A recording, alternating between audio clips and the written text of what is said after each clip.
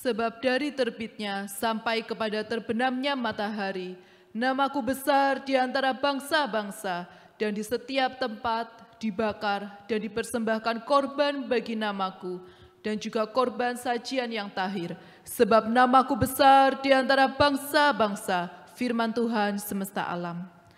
Sebelum masuk ke ibadah pada pagi hari ini, mari kita mempersiapkan hati, pikiran kita mengambil saat teduh jenak.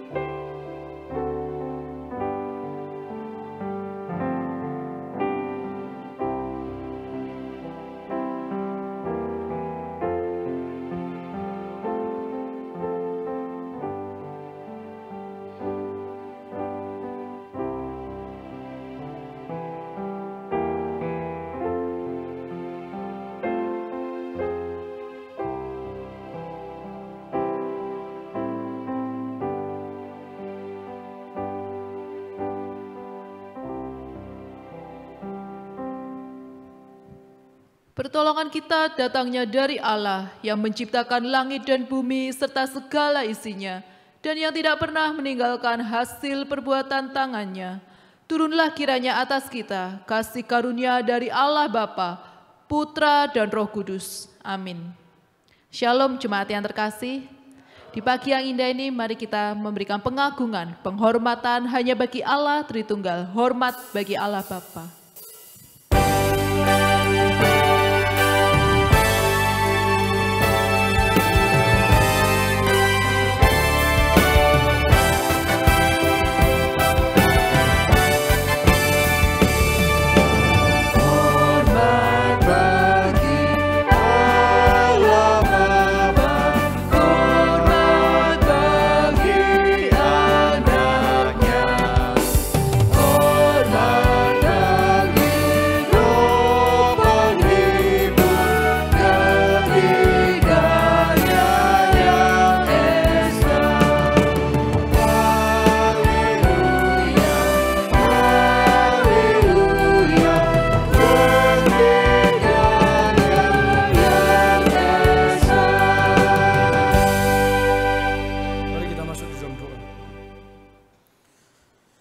Kasihanilah kami, ya Allah, menurut kasih setiamu.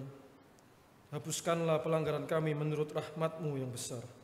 Bersihkanlah aku seluruhnya dari kesalahan kami, dan tahirkanlah kami dari dosa kami. Sebab aku sendiri sadar akan pelanggaran kami senantiasa bergumul dengan dosa kami. Terhadap Engkau sajalah kami telah berdosa, dan melakukan apa yang Engkau anggap jahat, supaya ternyata Engkau adil di dalam keputusan-Mu, bersih dalam penghukuman-Mu. Sesungguhnya dalam kesalahan kami diperanakan, dalam dosa kami dikandung ibu kami. Tetapi kami bersyukur Tuhan karena anugerah-Mu yang besar kepada setiap kami, sehingga Engkau boleh memberkati setiap kami. Engkau mati sehingga kami boleh berkenan di hadapan-Mu. Kami boleh berkenan ketika kami menghadap rumah tatamu, kami boleh masuk ke dalam rumah-Mu. Tuhan yang boleh berkati, supaya sungguh Tuhan ibadah ini sungguh boleh menjadi berkat bagi setiap kami. Kami boleh mengalami pemulihan di dalam hidup kami, di dalam kerohanian kami, di dalam iman kami boleh ditambahkan. Terima kasih Tuhan, di dalam nama Tuhan Yesus kami berdoa dan mengucap syukur. Amin. Dengarlah berita anugerah yang terambil dari Ibrani 10 ayat yang ke-19 sampai dengan yang ke-22. Jadi saudara-saudara, oleh darah Yesus kita sekarang penuh keberanian dapat masuk ke dalam tempat kudus. Karena itu marilah kita menghadap Allah dengan hati yang tulus, ikhlas, dan keyakinan iman yang teguh. Oleh karena hati kita telah dibersihkan dari hati nurani yang jahat, dan tubuh kita telah dibasuh dengan air yang murni. Mari saya undang setiap kita boleh memberikan salam damai sejahtera bagi setiap rekan-rekan kita yang ada di sekeliling kita. Kita siap memasuki ibadah. Amin.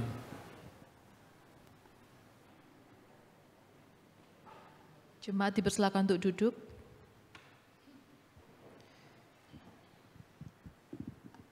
Mari dengan segenap hati kita datang kepada Tuhan. Bersama kita menyembah Dia, menaikkan segala pujian, hormat dan pengagungan hanya bagi Dia.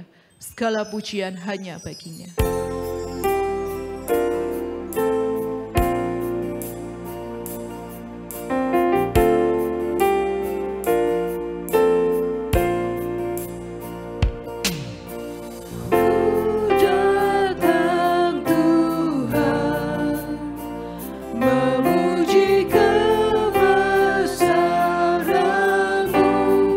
Dengan segenap hati kami Tuhan, dengan segenap hati, tubuh jiwa rohku, dan ku menyembah-Mu.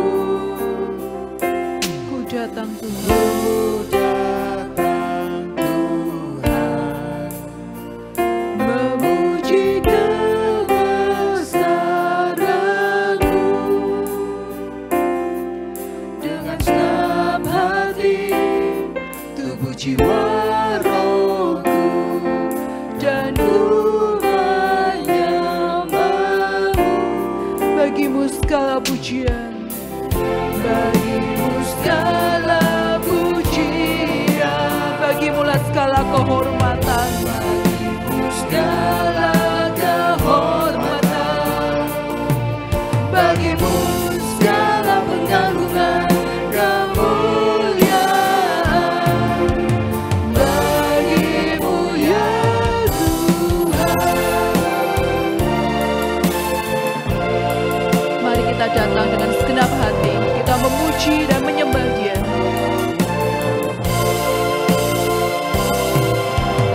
Ku datang Tuhan, memuji kebesaran-Mu. Dengan segenap hati, tubuh jiwa rohku, dan ku menyembah-Mu. Bagimu Bagimu segala pujian, bagimu segala kehormatan, bagimu segala pengagungan, kemuliaan, bagimu ya Tuhan. bagimu segala pujian, Bagimu segala pujian, bagimu segala kehormatan, bagimu segala pengagungan, kemuliaan, bagimu ya Tuhan. bagimu segala pujian, segala kehormatan Tuhan. Bagimu segala pujian, bagimu segala kehormatan, Hanya bagimu Tuhan. bagimu segala pengagungan, kemuliaan, bagimu ya Tuhan. Bagimu segala pengagungan, Bagimu segala pengagungan, kemuliaan, bagimu segala pengagungan, segala pengagungan, kemuliaan, hanya bagimu Tuhan. bagimu ya Tuhan. Bagimu ya Tuhan.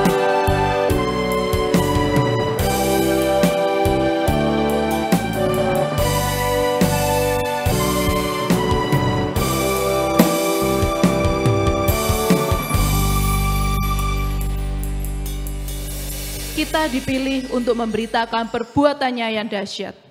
Sekaranglah saatnya kita bangkit dan nyatakan nama yang besar, Yesuslah Tuhan. Saya undang jemaat untuk bangkit berdiri dengan penuh sukacita. Bersama kita pujikan. Mari kita bersorak-sorai bagi Tuhan.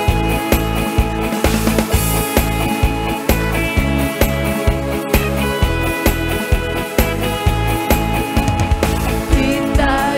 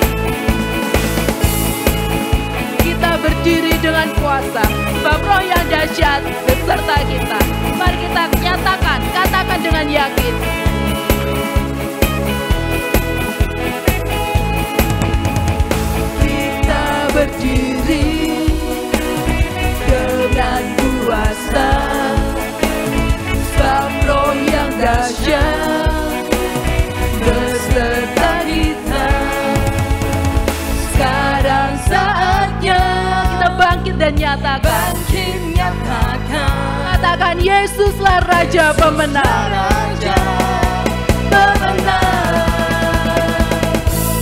Untuk selamanya Dia berkuasa dan diberikan bagi kita. Kerajaannya tak akan tergoncangkan Sampai selamanya. sampai selamanya. Pengharapan bergelora dalam kita. Kekal mulia namamu Yesus Tuhan.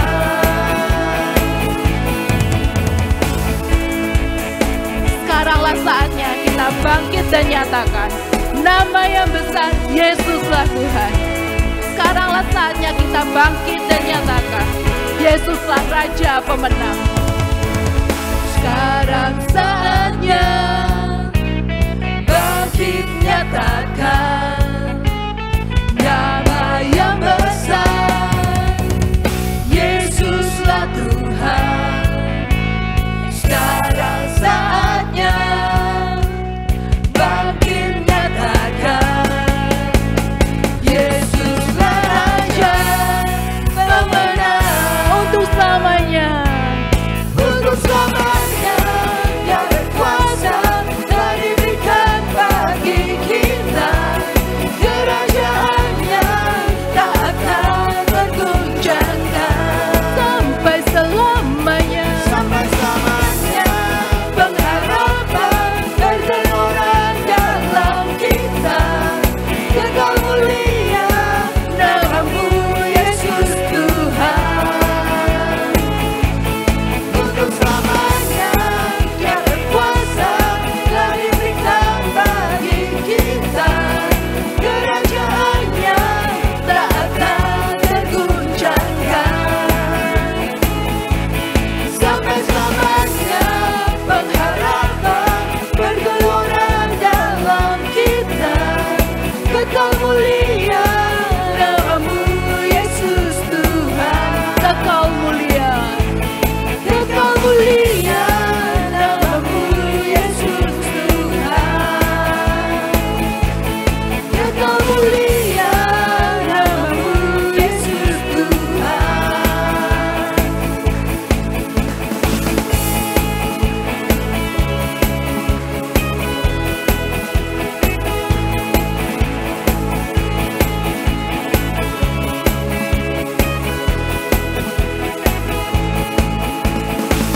Bila segala kemuliaan hanya bagi Tuhan. Jemaat dipersilakan untuk duduk. Setiap kita di sini adalah satu di dalam Tuhan. Sebagai satu kesatuan tubuh Kristus, biarlah kita boleh saling melengkapi, saling memperhatikan, dan saling mendukung di dalam pekerjaan Tuhan. Mari kita siapkan hati menyambut kebenaran firman Tuhan. Kita naikkan pujian, jadikan kami satu.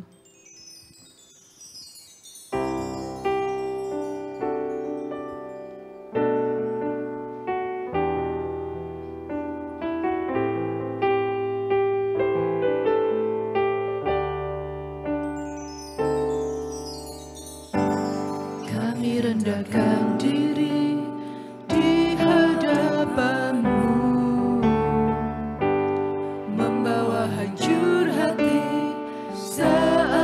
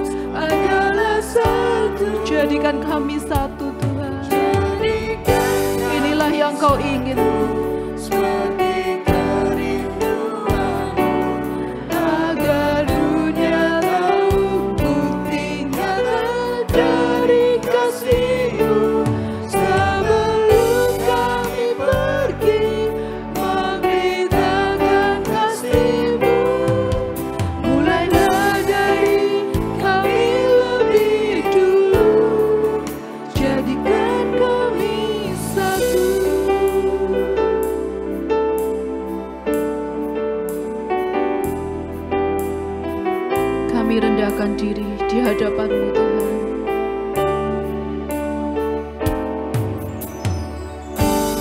Kami rendahkan diri di hadapan-Mu, membawa hajur hati saat berseru, agar kami saling melengkapi tubuh-Mu, seperti Kau dan Yesus adalah satu. Jemaat diundang untuk bangkit berdiri.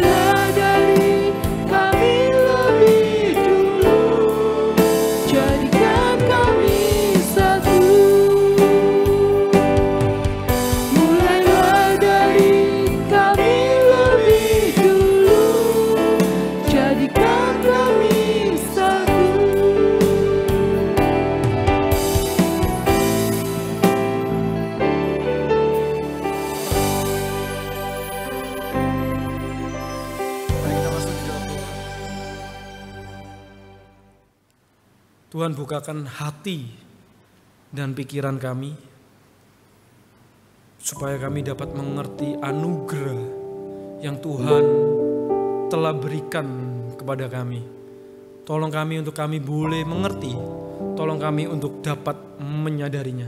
Sebab jikalau kami tidak menyadarinya, maka kerinduan-Mu, pujian ini tidak akan bisa terjadi. Kami tidak akan pernah bisa menjadi satu. Dan kalau kami tidak menjadi satu, dunia tidak akan tahu bahwa Engkau adalah juru selamat. Tuhan berkati setiap kami, Tuhan tolong bukakan hati dan pikiran kami. Hati kami yang keras, Tuhan tolong supaya benih firman-Mu ini bisa diterima. Terima kasih Tuhan, di dalam nama Tuhan Yesus kami berdoa dan ucap syukur. Amin. Jemaat silakan duduk kembali. Selamat pagi, Shalom. Senang sekali boleh melayani saudara-saudara pagi hari ini di tempat ini. Sudah siap mendengar firman Tuhan?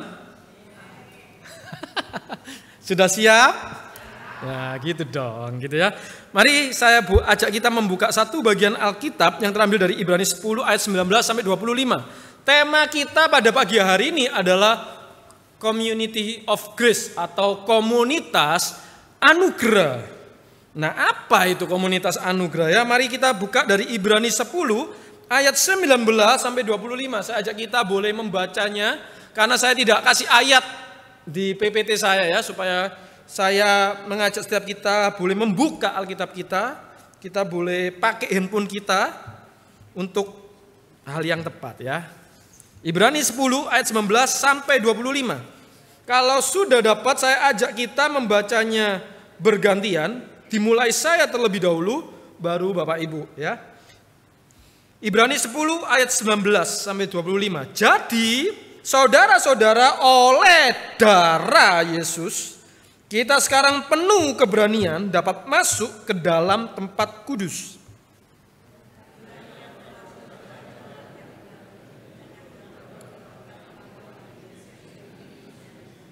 Dan kita mempunyai seorang imam besar sebagai kepala rumah Allah.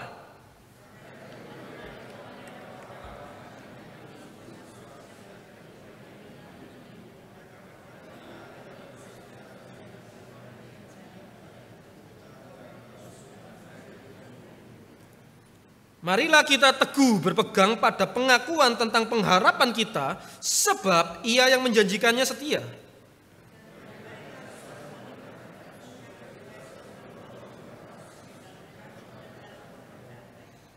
Janganlah kita menjauhkan diri dari pertemuan ibadah kita seperti dibiasakan oleh beberapa orang. Tetapi marilah kita saling menasehati dan semakin giat melakukannya menjelang hari Tuhan yang mendekat. Nah, Bapak Ibu, sebelumnya saya mau menjelaskan konteks ini terlebih dahulu, ayat 19 sampai 22. Nah, jadi kalau kita berbicara tentang budaya Israel, mereka itu memiliki kemah perjanjian, yaitu bagaimana bangsa Israel itu menghadap Allah. Nah, pada zaman Salomo, kemah perjanjian itu berubah menjadi bait Allah. Nah, kemah perjanjian dan bait Allah itu memiliki 3 tahap. Yang pertama itu pelataran. Nah, pelataran ini biasanya tempat buat kayak kita ini, yang datang buat umat pelataran. Nah, ruang yang kedua itu berbicara tentang ruang kudus. Nah, ini biasanya yang melayani itu imam. Jadi dia datang mengorbankan korban bakaran, lalu melakukan nyalain lilin tak apa, itu cuma imam yang boleh masuk. Nah, di bagian yang paling belakang, yang paling terakhir itu adalah ruang maha kudus. Nah, ini makanya tadi dikatakan, jadi saudara-saudara, oleh darah Yesus kita sekarang penuh keberanian dapat masuk ke dalam tempat kudus yang paling maha kudus. Nah, di situ itu ada apa? Di situ itu ada tabut perjanjian berisi 10 hukum dan tongkat Harun.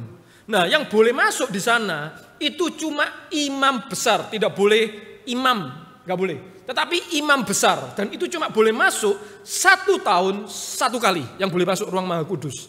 Dan itu bergantian. Jadi misalnya di sana ada imam besar, Krishna, ada Pak Aman, ada siapa misalnya. Itu nggak bisa saya masuk terus, nggak bisa. Itu diundi. Bayangin, setahun sekali cuma boleh masuk 1 orang imam besar, dan itu mengadakan pengampunan besar untuk seluruh umat. Nah, ketika Yesus mati, dalam Paskah Yesus mati, yang terjadi apa? Tirai bait Allah itu terbuka. Jadi kita itu umat biasa itu tidak boleh melihat ruang maha kudus. Makanya ada tirai yang tebal. Karena kalau kita lihat, cuma lihat, nggak usah masuk, cuma lihat, mati kita. Jadi itu gak boleh dilihat itu, saking kudusnya. Nah, tetapi ketika Yesus mati, tabir bait Allah itu sobek, terbuka lebar, sehingga siapa? Semua orang itu bisa masuk melihat ke dalam. Jadi kalau orang dulu mau datang ke Allah, itu gak bisa sembarangan. Harus ada yang mewakili. Pertama bawa korban, imam yang bawain, imam besar yang masuk. Nah, ketika Yesus mati, bait Allah itu tirainya terbuka, sehingga apa? Ketika kita datang menghadap Allah, kita nggak usah bawa korban. Kita nggak usah datang setahun sekali, enggak. Setiap hari kita bisa datang karena Yesus. Nah, itulah berbicara tentang anugerah. Nah, hari ini kita itu berbicara tentang komunitas anugerah. Apa itu komunitas anugerah? Ada itu komunitas basket, komunitas badminton, komunitas lari, komunitas band, macam-macam. Nah, komunitas anugerah ini apa, Bapak Ibu? Apa komunitas anugerah? Punya komunitas anugerah enggak, Bapak Ibu? Apa itu komunitas anugerah? Apa ini komunitas anugerah? Halo? Apa komunitas anugerah? Ya, apa komunitas anugerah itu? Bapak Ibu tergabung enggak dalam komunitas anugerah ini? Ada yang tergabung, boleh angkat tangan? Enggak ada yang tergabung ya? Enggak ada yang tergabung. Salah loh, saya udah khotbah tadi ya. Apa ini komunitas anugerah? Seringkali kita bilang, ini bicara tentang gereja. Makanya tadi kita bahas tentang kemah perjanjian dan bait Allah. Dan sekarang ini disebut gereja. Nah, kenapa? Tapi sebenarnya gereja itu bukanlah komunitas. Bukan komunitas, jadi ini sebenarnya kata yang kurang tepat. Cuma ini kan tema yang dikasih ke saya. Jadi sebenarnya gereja itu bukanlah komunitas anugerah. Gereja itu ya gereja. Nanti saya akan jelaskan apa bedanya. Kenapa kok disebut gereja? Karena dikatakan Ibrani 10 ayat 19 tadi mengatakan jadi saudara-saudara oleh darah Yesus kita sekarang penuh keberanian dapat masuk ke dalam tempat kudus. Kenapa kok disebut gereja? Karena dibangun oleh anugerah. Apa anugerahnya itu? Yaitu darah Kristus. Kenapa darah Kristus itu adalah sebuah anugerah? Karena darah Kristus itu adalah sesuatu yang tidak layak kita terima. Kita orang berdosa, kenapa kok disebut anugerah? Karena kita tidak layak menerimanya. Emang kita layak menerima darah Kristus? Emang kita layak menerima kematian Kristus? Gak layak. Kita seharusnya gak layak. Tetapi Yesus mati buat kita. Itulah kenapa disebut anugerah. Dan itulah kenapa disebut gereja. Kenapa disebut gereja? Karena dibangun oleh anugerah. Nah ini penting. Gereja bukanlah sebuah perkumpulan. Gereja bukanlah sekedar klub rohani.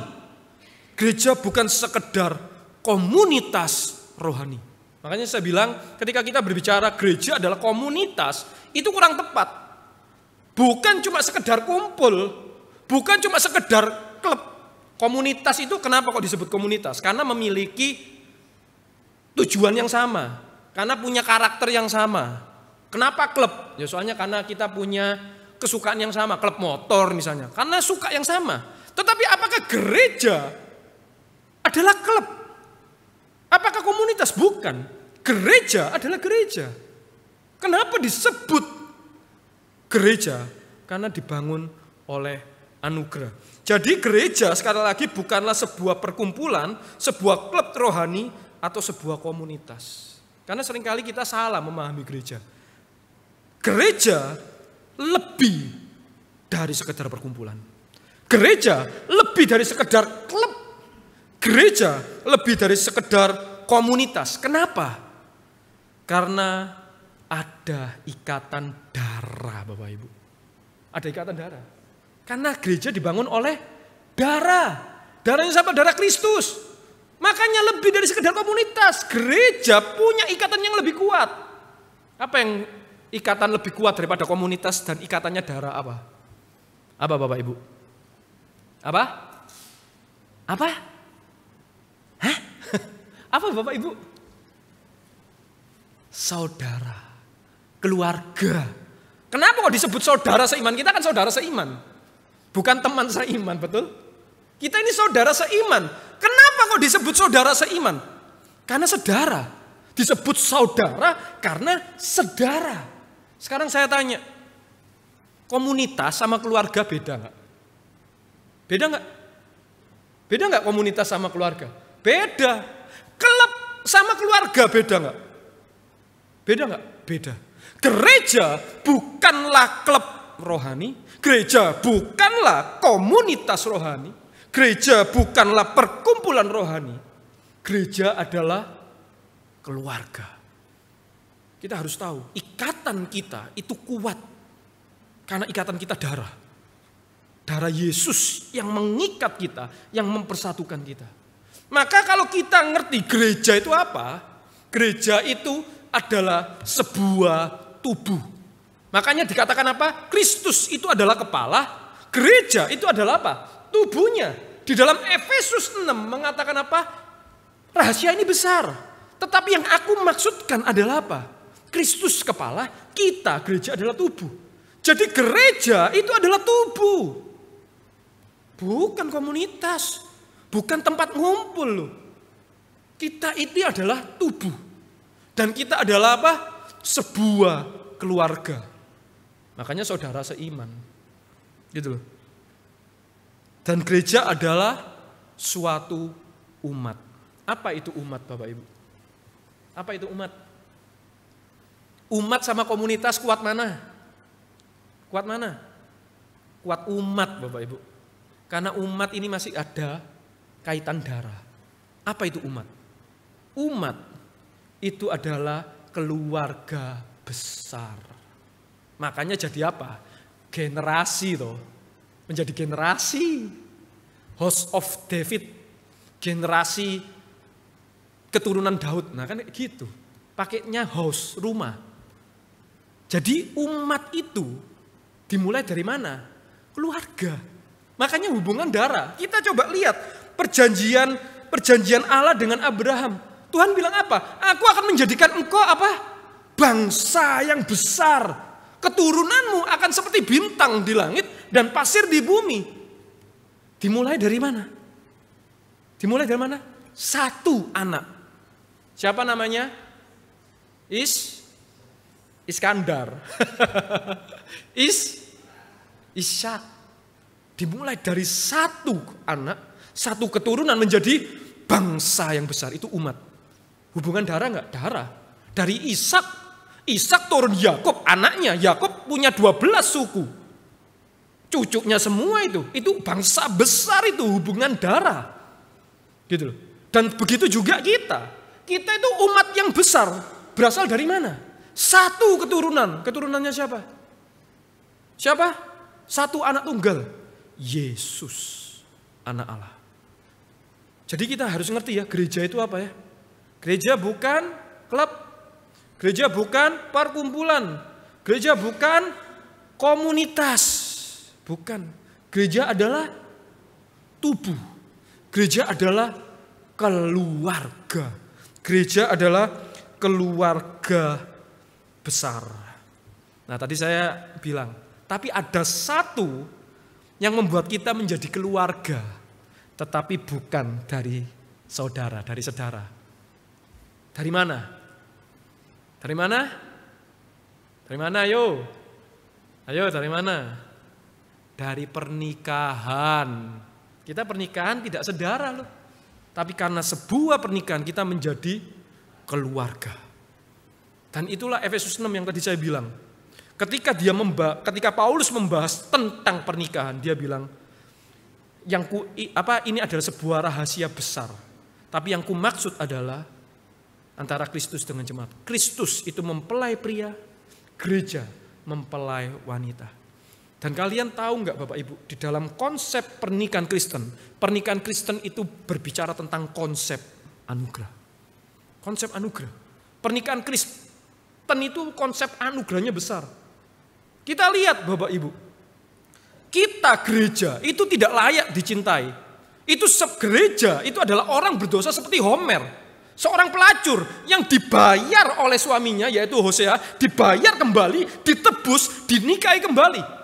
Padahal udah berselingkuh, udah menjadi pelacur. Tetapi apa? Karena anugerah yang besar ditebus istrinya, dinikahi kembali, dicintai kembali. Yang tidak layak dicintai kembali. Itulah konsep pernikahan Kristen. Adalah sebuah anugerah. Dan itulah gereja. Gereja dimulai dari mana? Keluarga. Keluarga kita itu gereja kita loh. Gereja kecil. Jadi gereja bukan berarti kita datang ini, kita gereja. No. Keluarga itu adalah gereja. Karena gereja adalah keluarga. Tubuh umat. Ini konsep harus ngerti ya. Gitu loh. Nah sekarang makanya kita tanya, oke, kalau kita adalah gereja dan bukan komunitas, tetapi kita adalah sebuah keluarga, bagaimana gereja itu seharusnya? Bagaimana keluarga itu harusnya?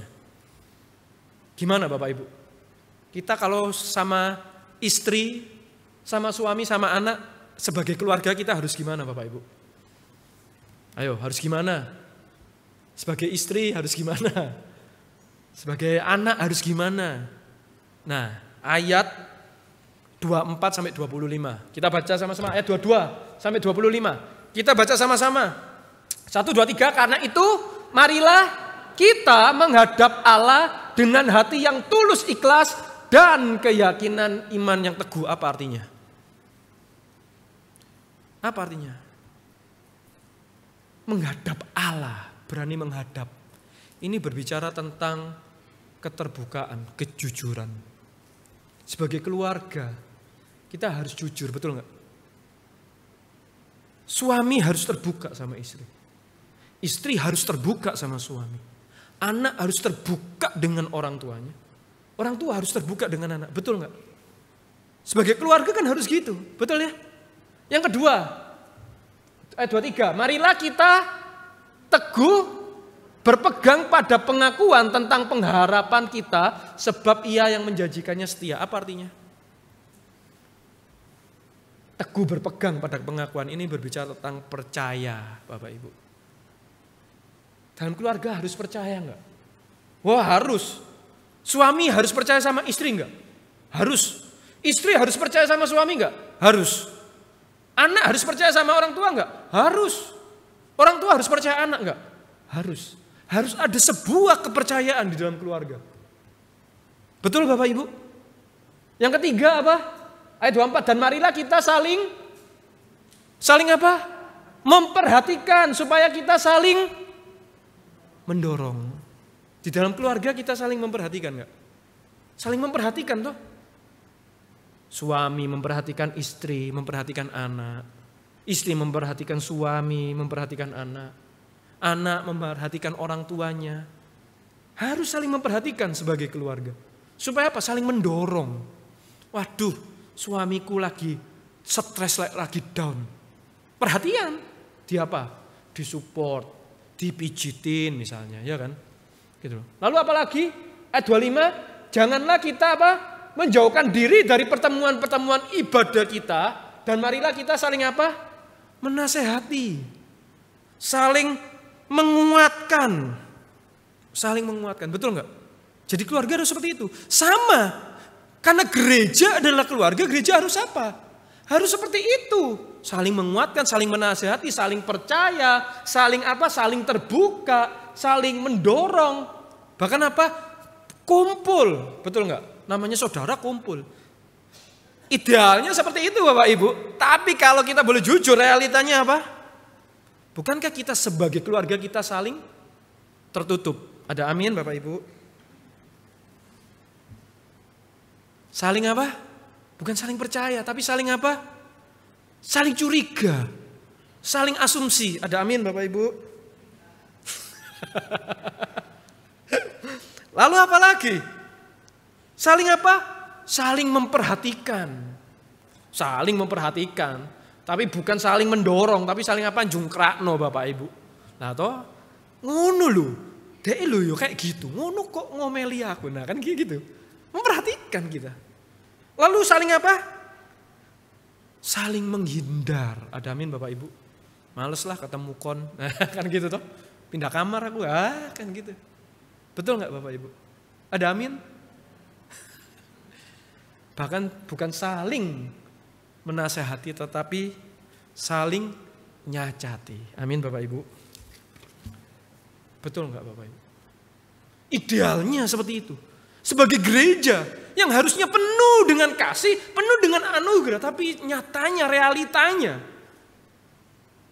saling jungkrakno, saling tertutup, saling curiga, saling apalagi saling nyacati, gitu loh. Gereja yang seharusnya tempat untuk menyatakan anugerah, yang saling menyembuhkan, justru apa? Menjadi gedung pengadilan. Betul enggak? Yang menghakimi dan tidak bisa mengampuni. Begitu ironis. Ada sebuah cerita di mana ada seorang laki-laki, seorang pria ya, berkeluarga ya, pergi ke gereja dan ia itu lupa mematikan handphone, Bapak Ibu. Dan tiba-tiba berdering di gereja secara tiba-tiba waktu sedang berdoa. Nah kan celaka kan. Tak nyanyi je untung ya. Khotbah je untung. Pas doa hening semua tiba-tiba handphonenya bunyi Bapak Ibu. Handphonenya bunyi gitu ya. Pendeta memarahinya dan para jemaat menegurnya setelah berdoa. Jadi setelah amin pendetanya bilang siapa tadi yang handphonenya bunyi? Ngaku gitu ya. Diamui di mimbar. Yang sebelahnya nontoi pancet aja gitu kan. Ya kan? Terus apa? Apalagi orang-orang terus lalu enggak cuma sampai di situ. Menegurnya setelah doa karena dia sudah mengganggu keheningan, lalu istrinya terus menguliainya karena keteledorannya sepanjang jalan pulang ke rumah. Saya bilang, kalau rumahnya nirwana enak. Nah, kalau rumahnya satelit kayak saya bayangin.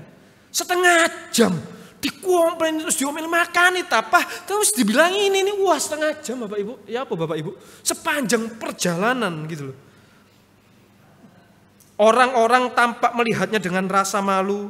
ia dipermalukan dan diremehkan.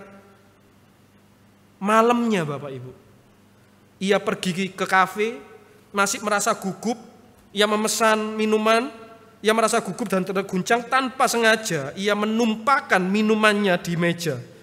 Pelayan segera datang minta maaf dan memberikan lap kepada dia untuk membersihkannya sendiri.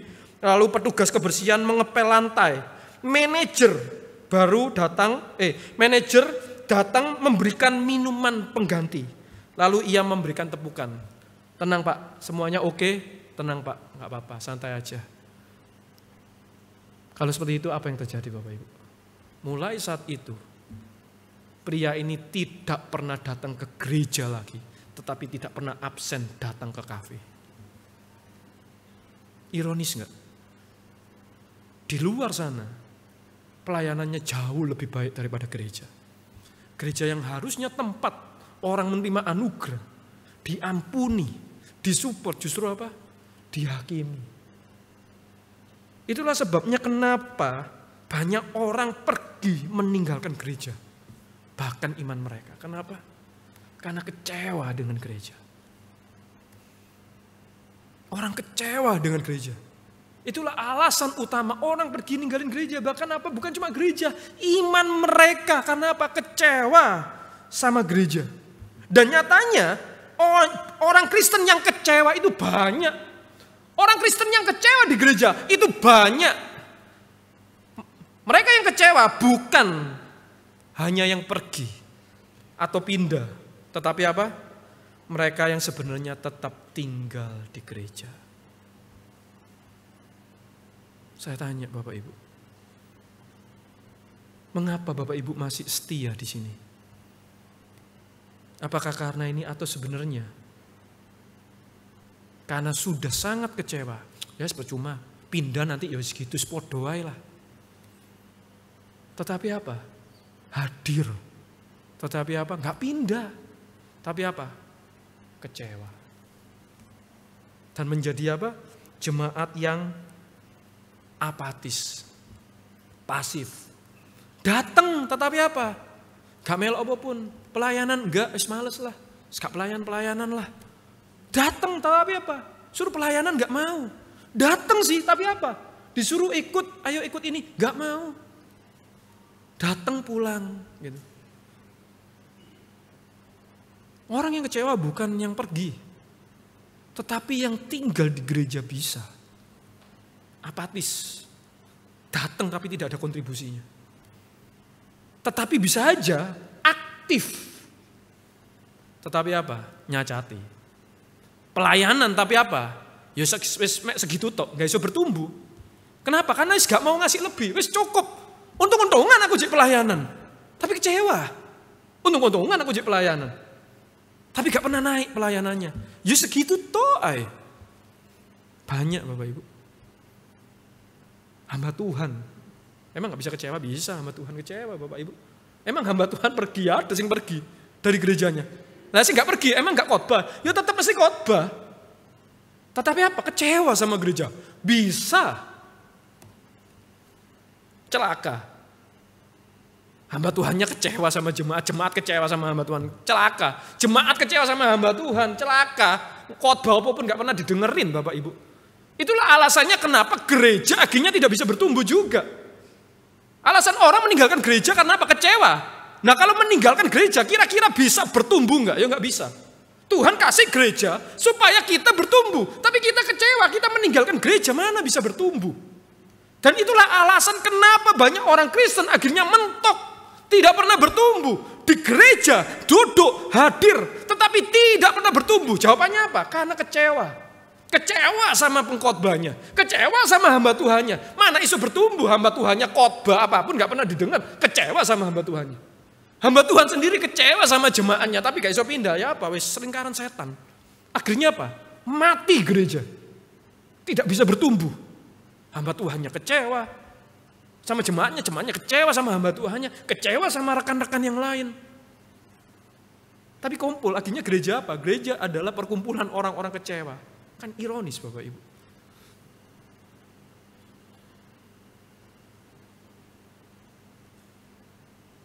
Kekecewaan adalah alasan utama orang Kristen tidak bertumbuh. Orang yang kecewa itu adalah seperti benih yang tumbuh di semak duri.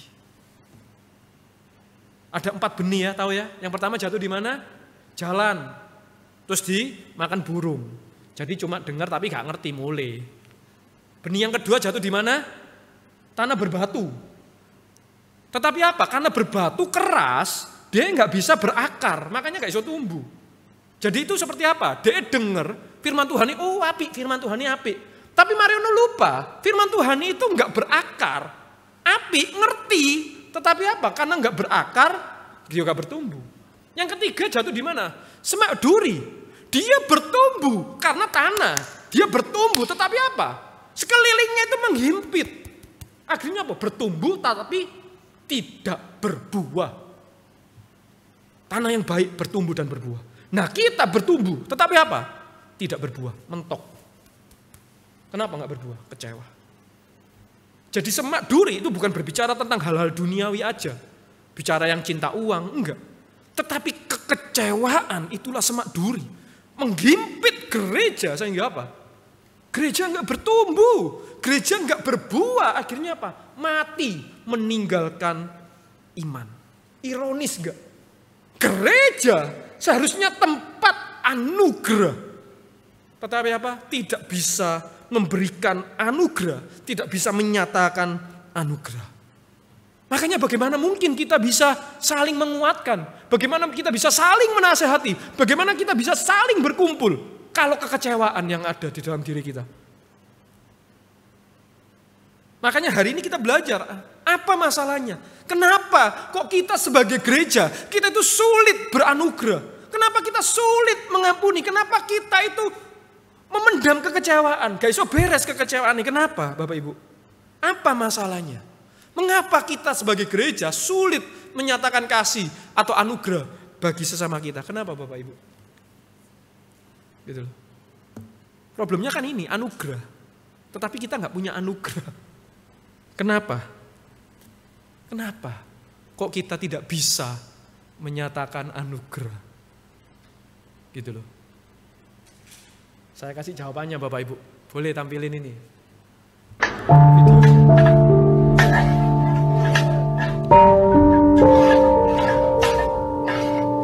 Saat kamu sedang dalam kesulitan, sebenarnya ada orang lain yang ingin menolongmu, namun karena sifat, karakter, dan reputasimu, orang menjadi ragu.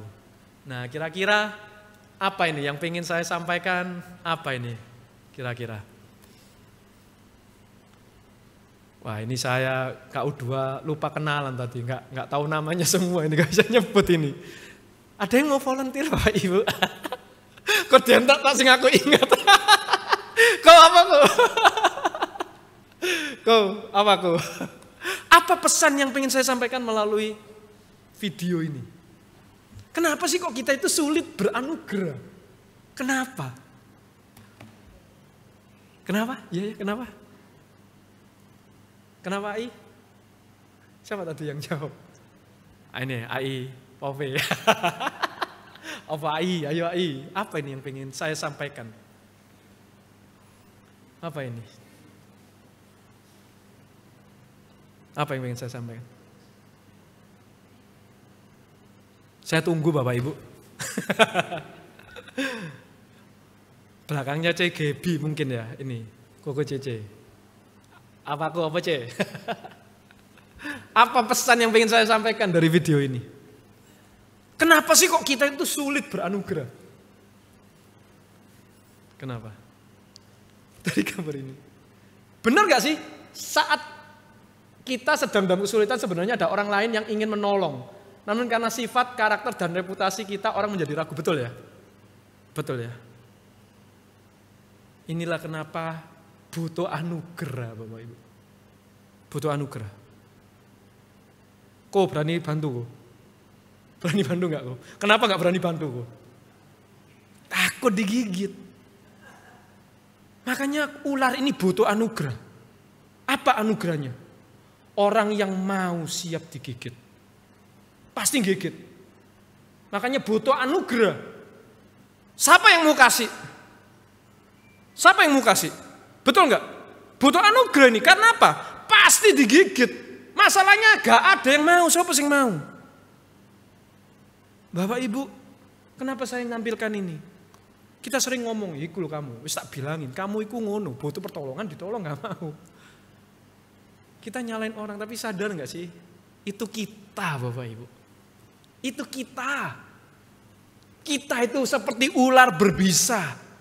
Yang pasti gigit, yang pasti ono bisa. Itu kita. Tetapi apa? Kita itu membutuhkan anugerah. Ada orang yang mau melepas kita, walaupun apa? Pasti kita gigit. Karena kalau enggak, selama ini gitu terus. Iki butuh anugerah loh. Kita itu butuh anugerah. Kita semua adalah orang berdosa yang apa? Membutuhkan anugerah. Makanya ketika kita tanya, ketika kita bilang kecewa. Siapa sih yang tidak pernah mengecewakan? Bukan siapa yang tidak pernah dikecewakan ya. Siapa yang tidak pernah disakiti? Saya tanya siapa yang tidak pernah mengecewakan? Boleh angkat tangan? Tidak pernah menyakitin orang? Gak pernah ngecewain orang, boleh angkat tangan? Gak ada. Sebagai orang berdosa, kita pasti mengecewakan orang. Kita pasti nyakitin orang, pasti. Tapi seringkali kita merasa korban. Aku dikecewano, aku disakiti. Tapi kita gak pernah sadar bahwa kita pun menyakitin orang lain, kita mengecewakan orang lain. Pasti karena kita orang berdosa. Orang berdosa kita. Sekarang kalau mau ngomong disakiti dan kecewa Bapak Ibu. Tidak ada yang lebih sakit, tidak ada yang lebih disakiti dan dikecewakan daripada Yesus. Lek lu mau ngomong kecewa, lek kita mau ngomong kecewa disakiti, tidak ada yang lebih disakiti daripada Yesus dan dikecewakan daripada Yesus. Kalau mau ngomong keluar gereja, lek mau ngomong apatis wis gak gereja-gerejaan, yang pertama ngomong Yesus. Yang keluar pertama Yesus. Karena tidak ada yang lebih disakiti dan dikecewakan daripada Yesus. Kurang apa? Dia nyembuhin orang banyak. Dia ini orang banyak. Orang banyak bilang apa? Salibkan dia, salibkan dia. Jadi Yesus ya apa Bapak Ibu? Kecewa enggak?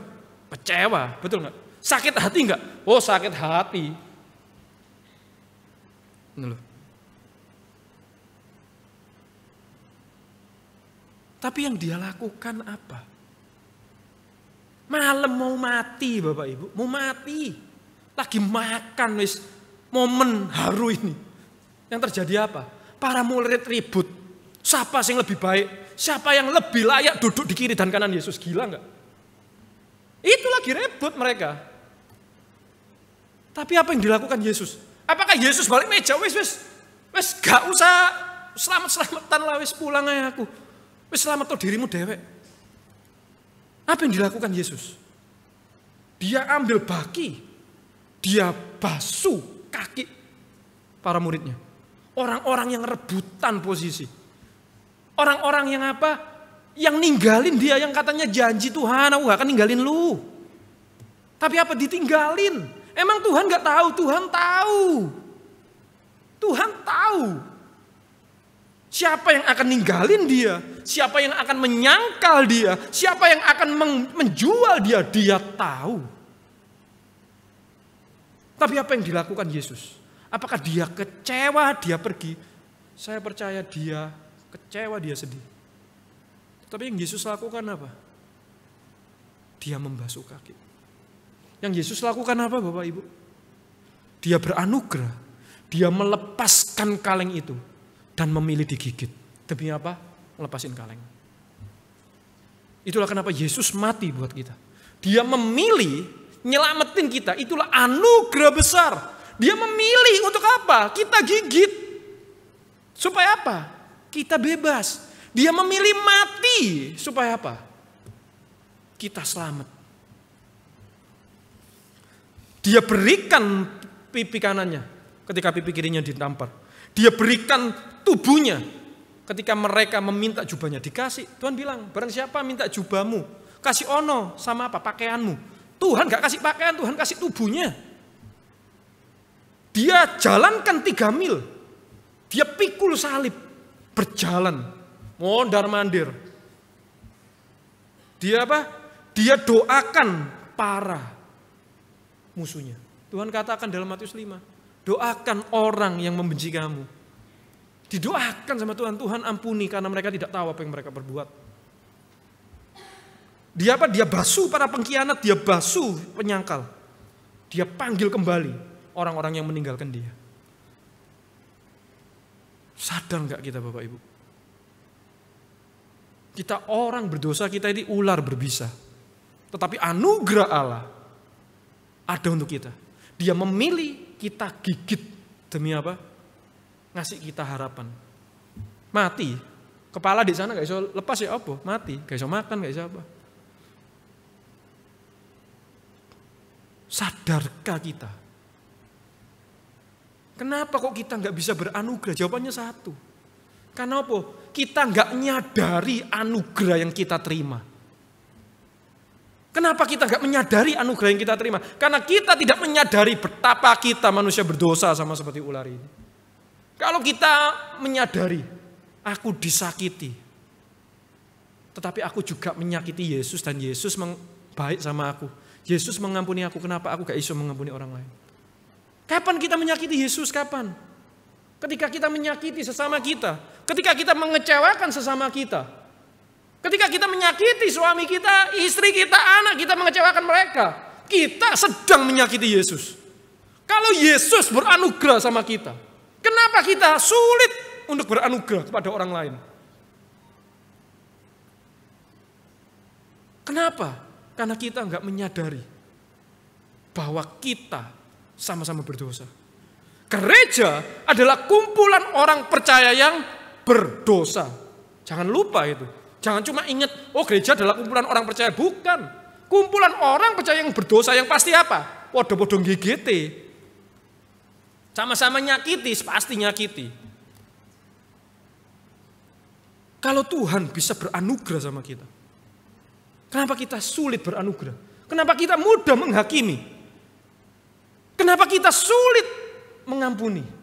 Kecewa wis, gak bisa mengampuni, pindah. Jawabannya satu. Karena kita tidak menyadari keberdosaan kita. Kita cuma menyadari kita korban, tapi kita gak sadar bahwa kita juga pelaku. Yang menyakiti Tuhan, yang menggigit Tuhan. Kita gak sadar. Bapak Ibu.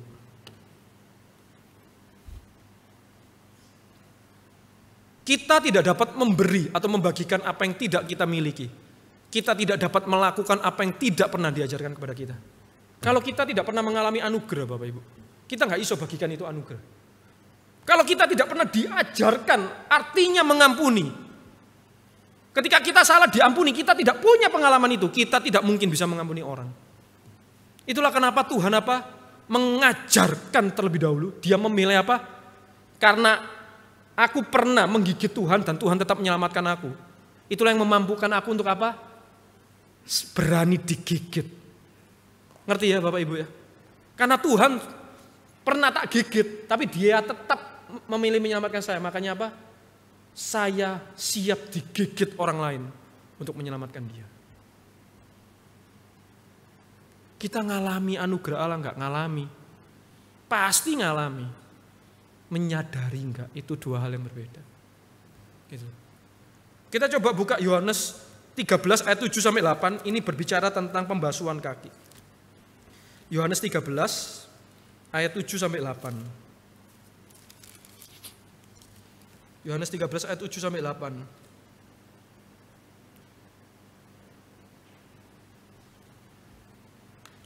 Yohanes 13 ayat 7 sampai 8. Sama-sama kita baca 1 2 3. Jawab Yesus kepadanya, apa yang ku perbuat engkau tidak tahu sekarang, tetapi engkau akan mengertinya kelak. Perhatikan ayat 8. Kata Petrus kepadanya, engkau tidak akan membasuh kakiku sampai selama-lamanya. Jawab Yesus, jikalau aku tidak membasuh engkau, engkau tidak mendapat bagian dalam aku. Lompat ayat 12 sampai 15. 1 2 3. Sesudah ia membasuh kaki mereka, ia mengenakan pakaiannya dan kembali ke tempatnya.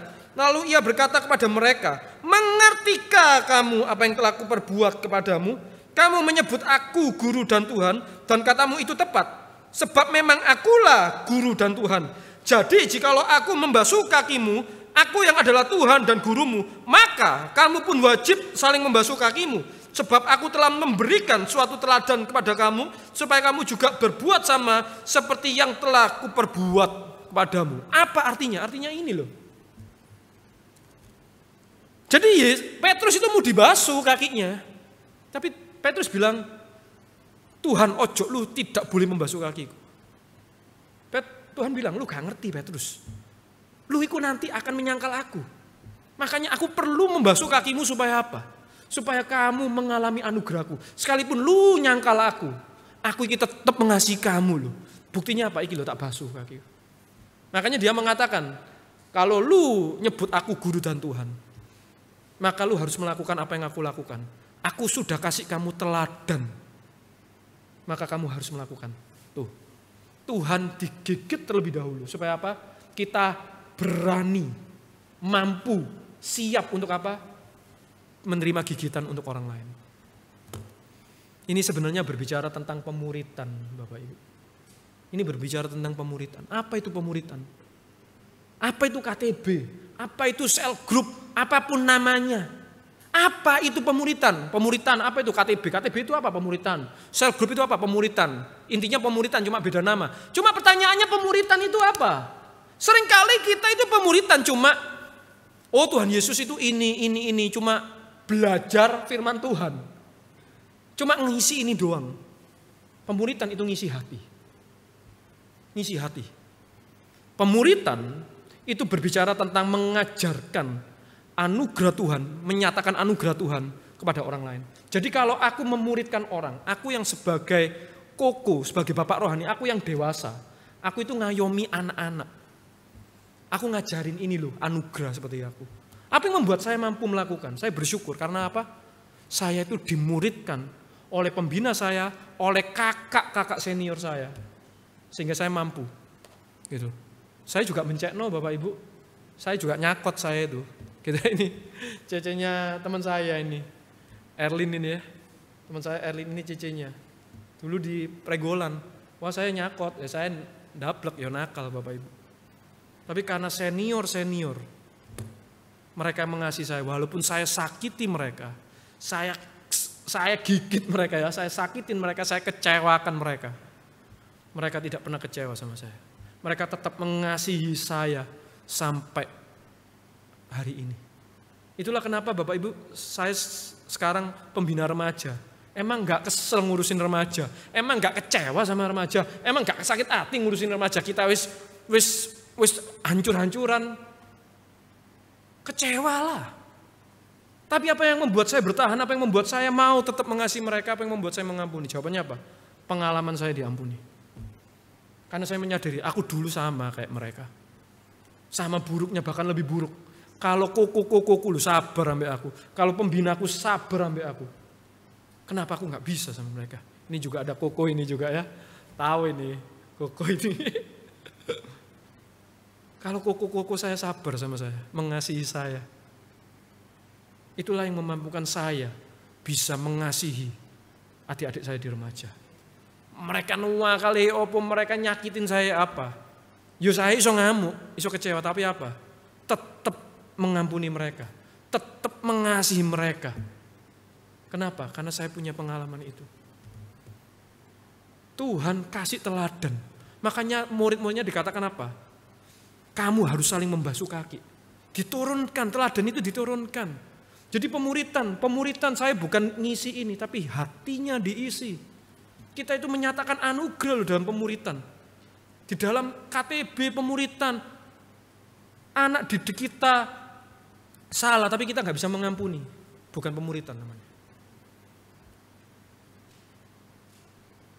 Saya diberkati oleh teman-teman saya yang saya gigit Bapak Ibu. Gitu loh.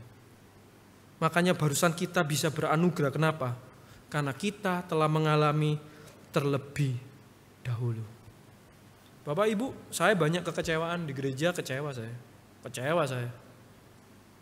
Tapi saya tetap kembali ke gereja. Ini kan gereja saya asal Bapak Ibu. Saya kembali, saya melayani. Kenapa? Karena saya tidak kecewa. Bisa nggak kecewa dengan rekan? Bisa terjadi. Pernah saya kecewa dengan rekan, saya bilang, Tuhan, Saya gak iso mengampuni orang iki Tuhan. Mampukan saya ngampuni orang ini. Karena ketika saya kecewa Bapak Ibu, pelayanan itu amburadul Bapak Ibu, serius. Pelayanan itu iso sekedar, ya wes lu mau minta ini, tak kerjanu sesuai keinginanmu. Pelayanan itu gak ada hati, makanya saya bilang, pelayanan bisa. Tapi lah kecewa kalau hati, dan itu tidak menjadi berkat. Gak jadi berkat. Saya bilang Tuhan saya gak mau, pelayanan rusak karena saya marah, saya kecewa. Saya tidak mau. Tuhan tolong saya untuk saya bisa mengampuni orang ini. Susah enggak? Susah. Cepat enggak? Enggak. Proses. Gitu. Tapi apa yang membuat saya ini? Karena saya sadar, saya tidak lebih baik dari orang itu. Saya juga orang berdosa. Kalau orang bisa mengampuni saya, kalau Tuhan mengampuni saya, kenapa saya enggak bisa mengampuni orang itu? Kecewa dengan gereja, kecewa dengan keluarga, papa, mama, cece, saya kecewa semua. Setiap kita orang-orang yang kecewa Bapak Ibu. Tetapi saya bersyukur dalam pemuritan. Orang-orang yang mau saya gigit itu mengubahkan saya Bapak Ibu. Saya tadi cerita tentang papa saya. Papa saya itu punya istri lain. Saya punya adik tiri 3 Bapak Ibu. Adik tiri saya 3. Di Natal beberapa tahun yang lalu saya bilang Tuhan aku mau melakukan sesuatu di Natal ini. Aku nggak mau Natal ini hanya berlangsung biasa, berlangsung gitu-gitu aja. Aku pengen Natal itu berkesan buatku. Apa sih arti Natal itu, gitu ya? Entah kenapa tiba-tiba Tuhan itu ngasih tahu saya gini, bisa nggak lu datang ke rumah papamu bersama istrinya dengan adik tirimu, lu datang ke sana, gitu loh. Tiba-tiba kepikiran itu, oke Tuhan. Tak doakan terus aku chat papa saya, Pak, boleh nggak? Sebelum Natal tanggal segini aku datang ke rumah, aku ketemu dengan Titi, aku bilang gitu. Dijawab sama papaku, ya datang kok ke sini. Waduh, pertama niate nggak oleh, yo wis ya, aku sini ya, lu sih nggak oleh toh. Ternyata boleh Bapak Ibu, boleh ternyata boleh. Mikir, waduh, nanti datang ngomong apa, mulapo gitu ya. Saya doakan terus saya pikir, saya beranikan diri, aku doa Tuhan, tolong kasih saya keberanian. Kasih saya hikmat bagaimana saya harus bertingkah, bagaimana aku harus bersikap, bagaimana aku harus ngomong, Tuhan tolongan gitu ya. Lalu saya beliin pizza gitu. Saya masuk ke tempat yang asing Bapak Ibu, ke kampung, ke Hindu gitu ya. Jadi saya masuk, saya datang. Saya ketemu papa, saya ketemu istrinya yang mengambil dari mama saya, yang mengambil dari saya ketemu adik tiri saya. Gitu. Saya ngomong sama mereka, saya berbicara.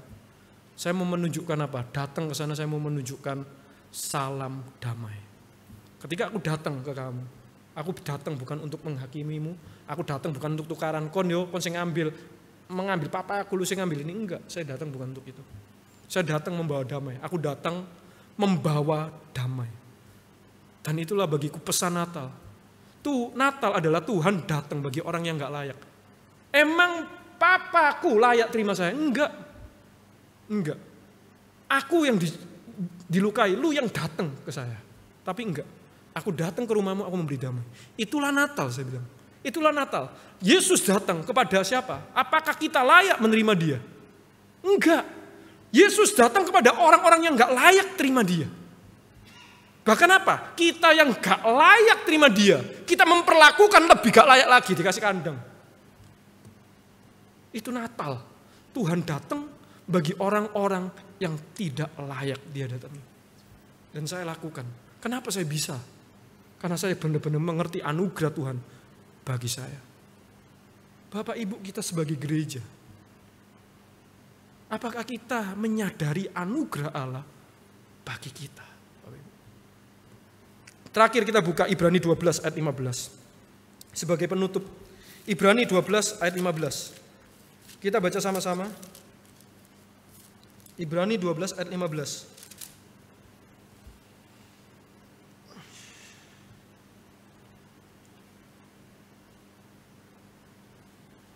Ibrani 12 ayat 15, 1, 2, 3, jagalah supaya jangan ada seorang pun menjauhkan diri dari apa? Kasih karunia Allah, agar jangan tumbuh akar yang pahit yang menimbulkan kerusuhan dan yang mencemarkan banyak orang. Jangan ada orang yang menjauh dari anugerah Allah. Jangan sampai ada orang yang tidak mengerti anugerah Allah, yang tidak menyadari anugerah Allah. Bapak Ibu, Apakah kita sedang jauh dari anugerah Allah? Apakah kita tidak menyadari anugerah Allah bagi kita? Tanpa kesadaran itu, kita nggak bisa beranugerah. Dan kalau kita tidak beranugerah Bapak Ibu, kita tidak bisa bertumbuh. Kita hidup dalam kekecewaan, kita akan mati dalam kekecewaan. Jangan terus cari gereja Bapak Ibu, jangan terus cari gereja. Tapi apa? Jadilah gereja. Banyak kita cari gereja. Jangan cari Bapak Ibu. Tapi jadilah gereja. Dan itu dimulai dari mana? Di rumah. Mulai dari rumah. Rumah itu gereja kita. Mulai dari rumah. Dimulai dari siapa? Kita. Itu makanya lagunya tadi. Mulailah dari kami lebih dulu.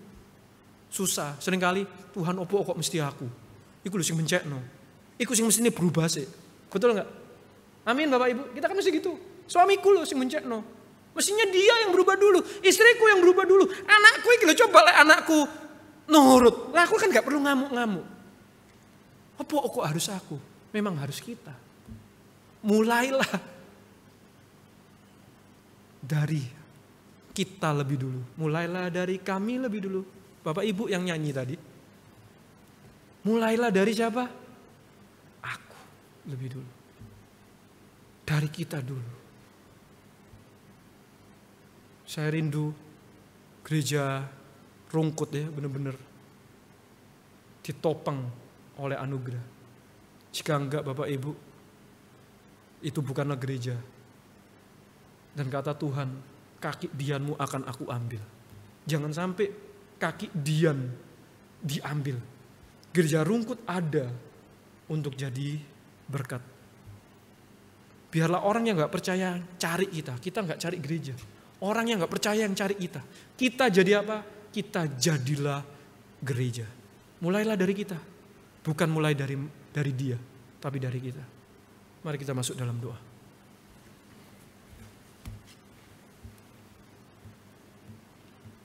Bapak Ibu, apakah hari ini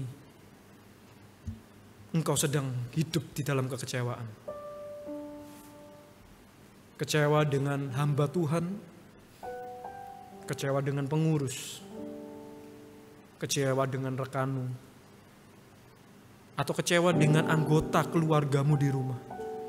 Aku gak mau jadi Kristen, mama aja kayak gitu, papa aja kayak gitu. Aku gak mau jadi Kristen. Lu setiap hari, setiap minggu datang ke gereja, tapi mama papa gak melihat hidupmu.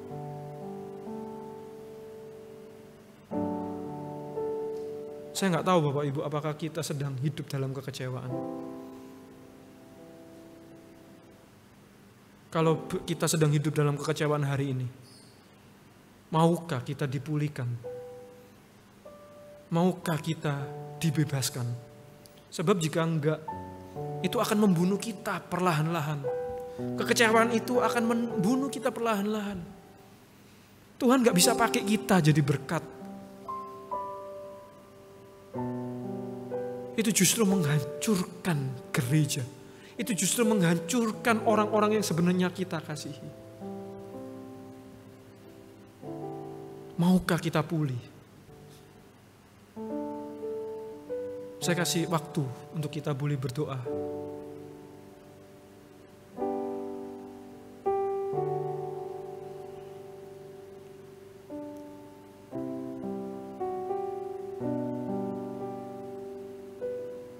Tuhan, Krishna berdoa untuk jemaat-Mu di tempat ini.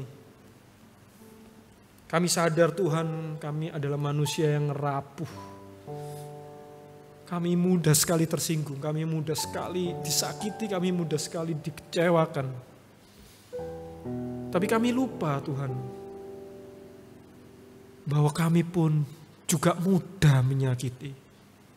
Kami juga mudah mengecewakan. Ini sebuah lingkaran setan Tuhan. Karena itu kami sungguh butuh benar-benar darah-Mu, anugerah-Mu yang mematahkan lingkaran itu. Seperti ular kepalanya yang berada di dalam kaleng, dia berputar-putar di situ, dia berputar-putar di situ, berharap ada seseorang yang berani membukanya. sekalipun siap digigit.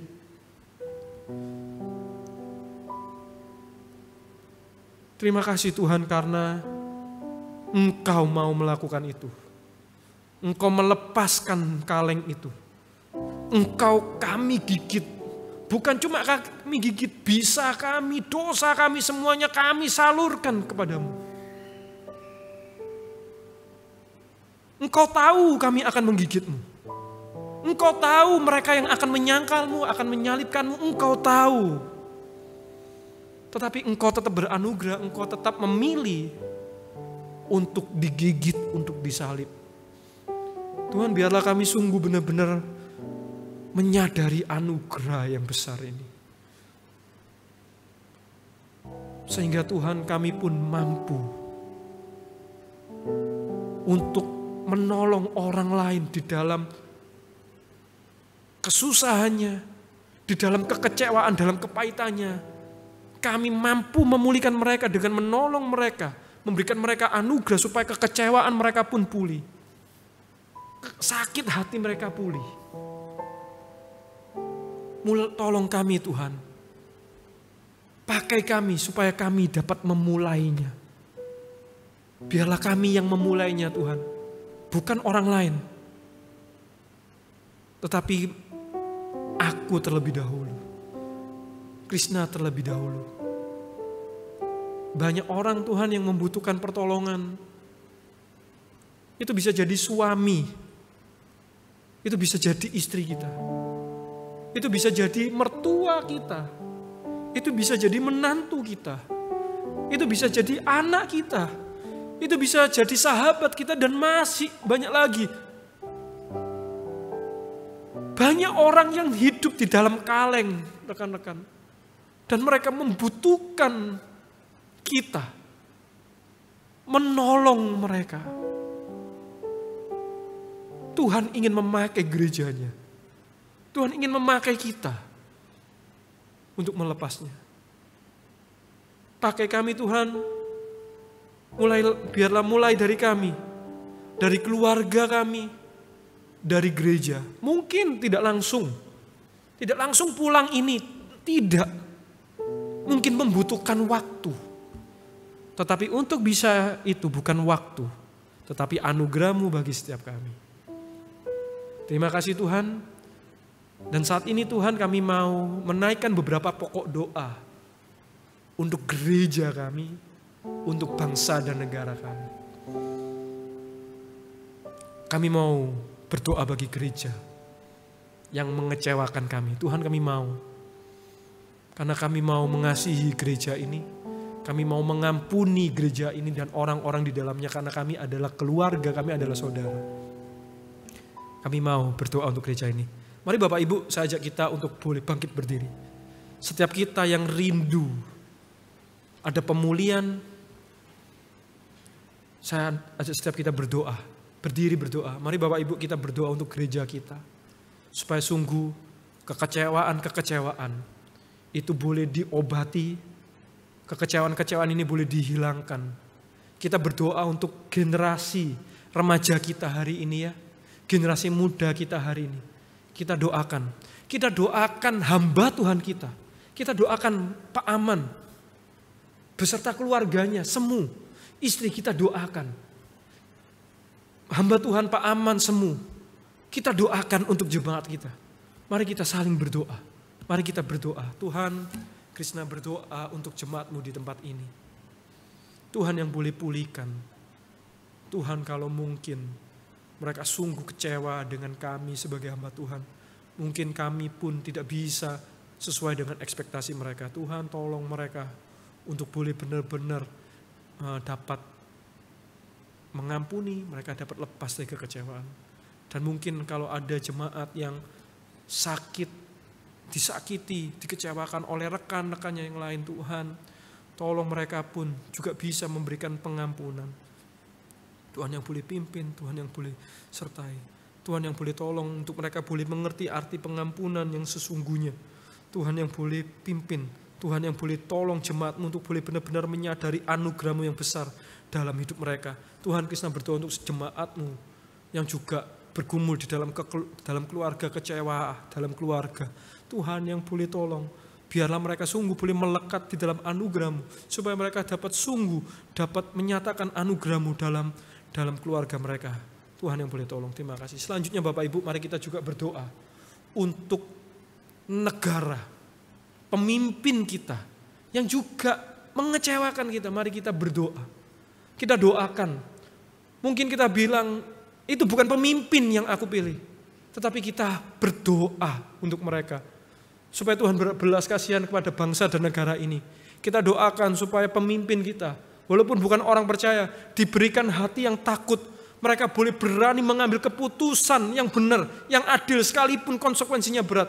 Kita doakan supaya pemimpin kita di dalam politik perekonomian ini benar-benar dapat memberikan pimpinan yang baik. Mari kita berdoa, buka suara sama-sama. Tuhan, kami mau berdoa untuk bangsa dan negara kami. Kami tahu Tuhan, mungkin kami kecewa, kami apatis dengan bangsa dan negara ini. Tetapi Tuhan, biarlah kami ingat bahwa kesejahteraan mereka adalah kesejahteraan kami. Karena itu Tuhan, kami berdoa bukan supaya kami sejahtera, tetapi karena Engkau yang menginginkannya untuk kami boleh berdoa bagi mereka. Tuhan, berbelas kasihanlah, kasih kepada pemimpin hati yang takut akan Engkau, hati yang benar-benar mementingkan orang banyak. Tuhan, kasih mereka keberanian untuk dapat mengambil setiap keputusan yang mungkin berakibat fatal, konsekuensi yang berat. Tetapi Tuhan, tolong mereka untuk dapat mengambil keputusan yang benar dan adil. Tuhan yang boleh pimpin, Tuhan yang boleh berbelas kasihan. Terima kasih Tuhan, di dalam nama Tuhan Yesus kami berdoa. Amin. Mari bersama gereja di segala abad dan tempat kita dapat mengikrarkan pengakuan iman rasuli. Pengakuan iman rasuli. Aku percaya kepada Allah, Bapa yang Maha Kuasa, Khalik langit dan bumi, dan kepada Yesus Kristus, anaknya yang tunggal Tuhan kita, yang dikandung dari Roh Kudus, lahir dari anak darah Maria, yang menderita sengsara di bawah pemerintahan Pontius Pilatus, disalibkan, mati dan dikuburkan, turun ke dalam kerajaan maut, pada hari yang ketiga, bangkit pula dari antara orang mati, naik ke surga, duduk di sebelah kanan Allah, Bapa yang Maha Kuasa, dan sana Ia akan datang untuk menghakimi orang yang hidup dan yang mati.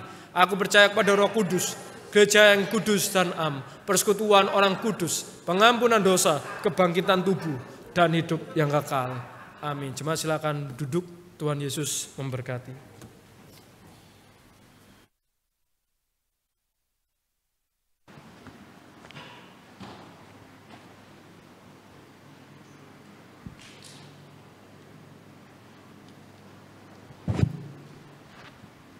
Tiba saatnya kita akan memberikan persembahan. Persembahan minggu ini akan dijalankan 2 kantong. Kantong hitam untuk kas rutin gereja, sedangkan kantong merah untuk persembahan misi. Mari dengan penuh ucapan syukur kita memberikan persembahan yang terbaik untuk Tuhan.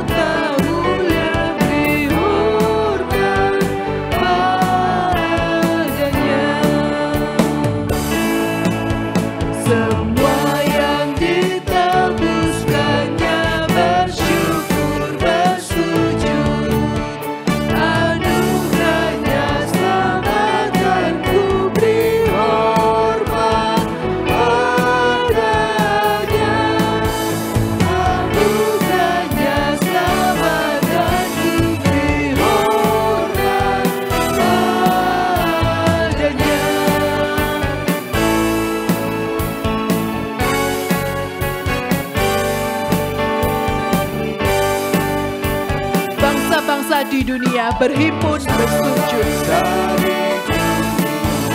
Berhimpun bersujud. Pandanglah hormat mulianya, beri hormat padanya.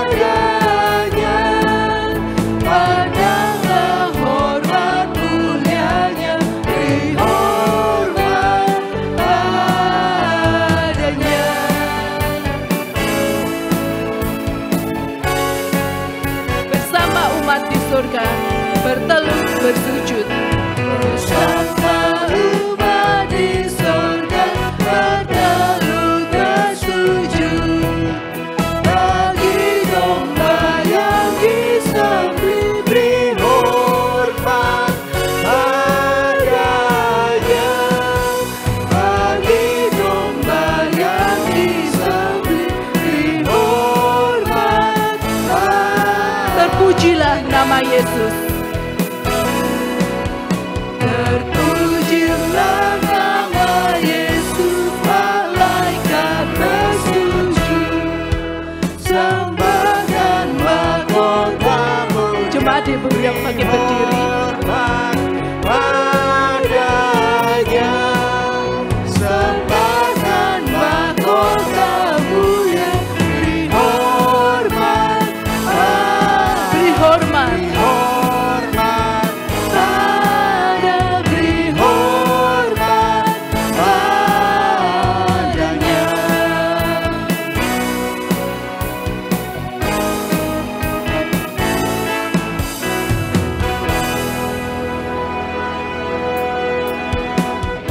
Kita berdoa. Tuhan Allah Bapa kami yang di surga, terima kasih Tuhan. Tuhan telah memberi kami kesempatan untuk kami boleh memberikan persembahan. Kiranya persembahan ini adalah yang terbaik dari setiap kami, dan kiranya Kau Allah yang berkenan memakai persembahan ini menjadi alat bagi kemuliaan nama-Mu saja. Tuhan juga memberkati untuk setiap pengurus yang akan mengelola persembahan ini, biarlah persembahan ini boleh dikelola dengan takut akan Tuhan. Terima kasih Tuhan, kami serahkan persembahan kami hanya dalam tangan kasih-Mu. Hanya dalam nama Tuhan Yesus Kristus kami telah berdoa. Amin. Biarlah segala puji, hormat, dan kemuliaan hanya bagi Allah Tritunggal. Doksologi.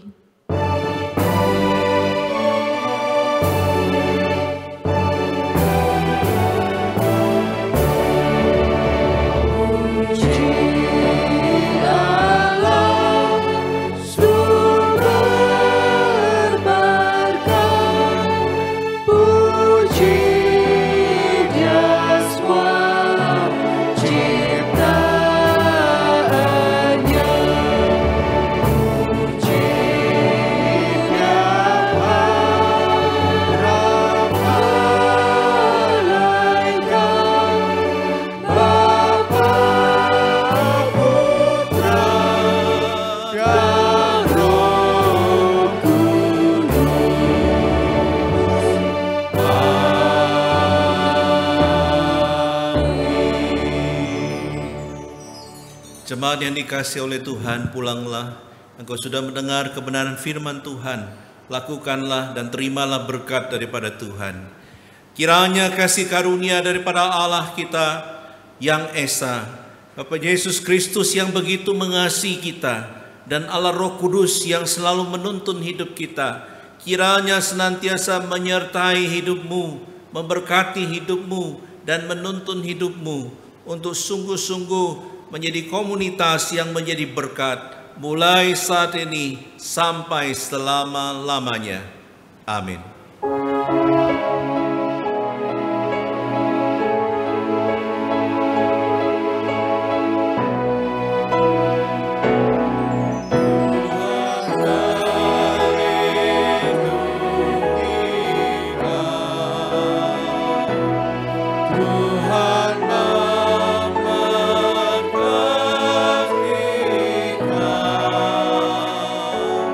Kiranya